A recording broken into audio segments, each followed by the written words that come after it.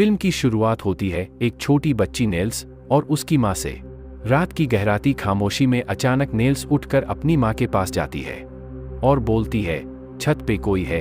तभी उसकी माँ अपनी नींद भरी आंखों को मसलती है और प्यार से अपनी बेटी को देखती है। कोई नहीं है बेटा, तुम नींद में हो इसलिए तुम्हें ऐसा लग रहा है। वह उसे बोलती है, तुम जाओ और आराम से सो जाओ।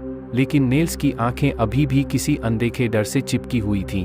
फिर नेल्स बोलती है, माँ कहीं वो सेंटा तो नहीं। नेल्स की मासूमियत में भी एक अजीब सा डर घुला हुआ था। फिर वह कहती है, जाने के टाइम एक कप दूध और बिस्कुट रख देना ताकि सेंटा आए तो वो खा ले। उसकी माँ एक कप में दूध और बिस्कुट रखकर सोने चली जाती है। बिस्तर पर अपने पति से वह धीरे से कहती है, सुबह उसके उठने से पहले आप उठकर उस दूध और बिस्कुट को खा लेना ताकि जब नेल्स सुबह उठे तो उसे लगे कि सेंटा आया था। वे सो जाते हैं, लेकिन रात की चुप्पी में एक अजीब सी बेचैनी घुली रहती है। अचानक नेल्स को नीचे किसी के आने की दबी हुई आवाज सुनाई देती है। वह डरते डरते उठती है और झांक कर देखती है। धुंधली रोशनी में उसे एक लंबा साया दिखता है जिसने सेंटा का लाल कोट पहना हुआ है। नेल्स डर के मारे भागकर अपने भाई के कमरे में जाती है और बोलती है, उठो सेंटा आ गया। उसका भाई नींद में बड़बड़ाता है, मुझे डिस्टर्ब मत करो। नेल्स कमरे से निकल जाती है और दबे कदमों से वापस उस साये की ओर जाती है। वह देखती है कि वह अनजान शख्स अपने बड़े से थैले में से एक धारदार कुल्हाड़ी निकाल रहा है। चांद की पीली रोशनी उस पर चमकती है जिससे उसकी भयावहता और बढ़ जाती है। वह सेंटा धीरे धीरे सीढ़ियों की ओर बढ़ने लगता है जहां उसका भाई बेड पर सो रहा था। नेल्स एक कोने में छिपकर सब कुछ कांपते हुए देखती है। अगले ही पल एक चीख हवा में गूंजती है, एक दर्दनाक भयावह चीख जो नेल्स के खून को जमा देती है। फिर सब शांत हो जाता है। खून टपकती कुल्हाड़ी लिए वह सेंटा कमरे से बाहर आता है। नेल्स अपनी सांस रोककर उसे देखती रहती है। अब वह उसके मम्मी पापा के कमरे की ओर बढ़ता है। दरवाजा धीरे से खोलता है। अंदर माँ और पिताजी गहरी नींद में सो रहे हैं। अगले ही पल वह कुल्हाड़ी हवा में उठती है और एक भारी वार के साथ नीचे आती है। पिताजी की चीख आधी भी नहीं निकल पाती। माँ की आंखें डर से खुलती हैं। उस भयानक आकृति को देखकर उसकी चीख निकल जाती है। वह बचने की कोशिश करती है, लेकिन वह दरिंदा उस पर भी बेरहमी से वार करता है। भागते हुए माँ को अपनी बेटी नेल्स की याद आती है। वह लड़खड़ाते कदमों से उसके कमरे की ओर जाती है, लेकिन वह वहां नहीं होती। फिर वह अपने बेटे के कमरे में जाती है और देखती है।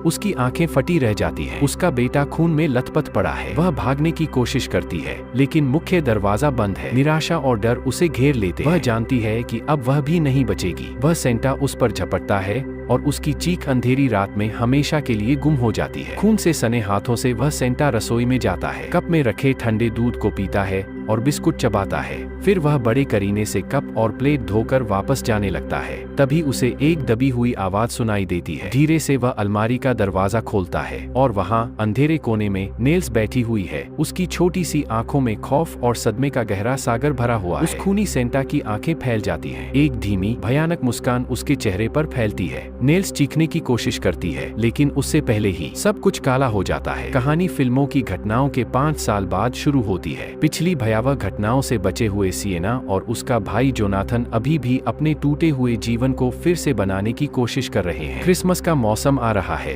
और वे छुट्टियों की भावना को अपनाने और पिछली दहशत को पीछे छोड़ने की कोशिश करते हैं। लेकिन जब वे सोचते हैं कि वे सुरक्षित हैं, आर्ट द क्लाउन वापस आ जाता है और इस बार उसकी मंशा उनकी छुट्टियों की खुशियों को एक नए में बदलने की है। क्रिसमस का खुशनुमा माहौल जल्द ही तबाह हो जाता है जब आर्ट अपनी विकृत और भयानक हिंसा को फिर से शुरू करता है, यह साबित करते हुए कि कोई भी छुट्टी उसके आतंक से सुरक्षित नहीं है। फिल्म में सिएना को पिछली घटनाओं के कारण बचे हुए अपराध बोध से जूझते हुए दिखाया गया है और उसे अपनी मृत सबसे अच्छी दोस्त ब्रूक के मतिभ्रम होते रहते हैं, जिसकी मौत के लिए वह खुद को जिम्मेदार मानती है। वह अपने छोटे भाई जोनाथन के साथ फिर से जुड़ने के लिए संघर्ष कर रही है, जो अब कॉलेज में है और अपने जीवन में आगे बढ़ने की कोशिश कर रहा है। आर्ट और विक्टोरिया पिछली फिल्म के अंत के बाद एक परित्यक्त घर में छिपे हुए हैं। 2 विध्वंसकर्मी गलती से उन्हें ढूंढ लेते हैं और आर्ट और विक्टोरिया उनका बेरहमी से कत्ल कर देते हैं। विक्टोरिया एक नई पोशाक पर काम करना शुरू कर देती है, जबकि आर्ट एक और हत्या के दौरे पर निकल जाता है। आर्ट एक बार में सांता क्लॉज के वेश में एक व्यक्ति से मिलता है बारटेंडर और एक अन्य ग्राहक को गोली मार देता है और फिर उस सांता क्लॉज की पोशाक पहन लेता है। वह तरल नाइट्रोजन और हथौड़े का उपयोग करके उस सांता क्लॉज की हत्या कर देता। सिएना जोनाथन से उसके विश्वविद्यालय में मिलने जाती है, जहां उसकी मुलाकात जोनाथन के रूममेट कोल और उसकी गर्लफ्रेंड मिया से होती है, जो एक सच्ची अपराध पॉडकास्ट होस्ट करती है। मिया सिएना और जोनाथन पर माइल्स काउंटी नरसंहार के बारे में एक साक्षात्कार में भाग लेने का दबाव डालती है, जिससे सिएना भड़क जाती है। फिल्म में क्रिसमस की छुट्टियों के दौरान आर्ट द क्लाउन का आतंक और सिएना का उससे मुकाबला करने का प्रयास दिखाया जाएगा। Art the clown Santa Claus के वेश में लोगों पर हमला करता है। सिएना अभी भी पिछली घटनाओं के सदमे से जूझ रही है, और अगर आप लोगों को ऐसे ही रोमांचक मूवीज के बारे में जानकारी लेने हैं तो हमारे चैनल को सब्सक्राइब करके बेल नोटिफिकेशन को ऑल में क्लिक कर ले, ताकि ऐसे ही नए मूवी के जानकारी आप लोगों को हमेशा मिलते रहे। धन्यवाद।